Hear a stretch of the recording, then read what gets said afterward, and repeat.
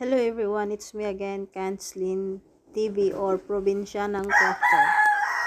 I changed my name into Probinsyanang Crafter since nagka-craft na po ako. So, shoutout na pala sa lahat ng mga patuloy na sumusuporta sa aking channel.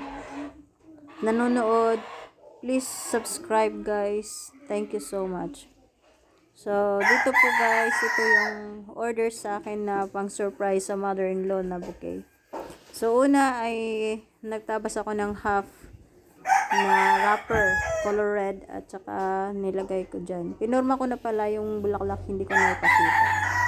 Tapos, kumuha ko ng another 1/2, din kinat ko into bali 1/4 na pieces.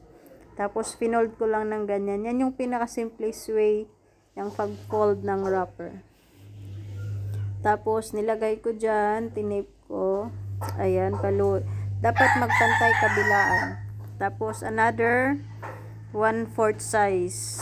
Ayan, naguluhan pa ako kung ano yung tupi. So, same ko na lang yung tupi dyan sa unang level. Ito yung pang third level kasi yung pinaka main, tapos yung second, tapos ito.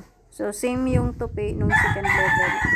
Tapos, inulit ko lang yung process nung paglagay sa una. Ayan. So, please guys, support my channel. Tapos, kumuha ulit ako ng another 1/4 pieces po na wrapper. Pasensya na po, sobrang ingay talaga ng mga manok dito. Pagsabayan. So, nilagyan ko na ng mesh. Ayan ay 1/8 sizes po ng mesh. Tapos, nilagyan ko na ng pinakapalda niya. Hindi ko na ipakita yung paggawa ko ng palda kasi nag-brand out. Madilim. Kaya, tinupi ko yan na walang video. Tapos, scotch tape yung ginamit ko. Pwede naman glue gun or double-sided. So, scotch tape yung nilagay ko sa paglagay ng mesh. Yan yung weave mesh ang tawag. Yung nilagay ko sa palda. Pero depende naman, pwedeng dilagyan ganyan. Tapos, kasunod ay naglagay na ako ng ribbon. Yan yung ribbon na may print yung ginamit ko na color pink para kahit pa paano yung makita naman, hindi lahat color red.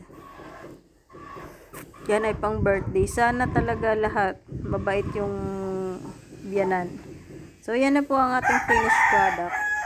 Sana ay inyong nagustuhan po at kung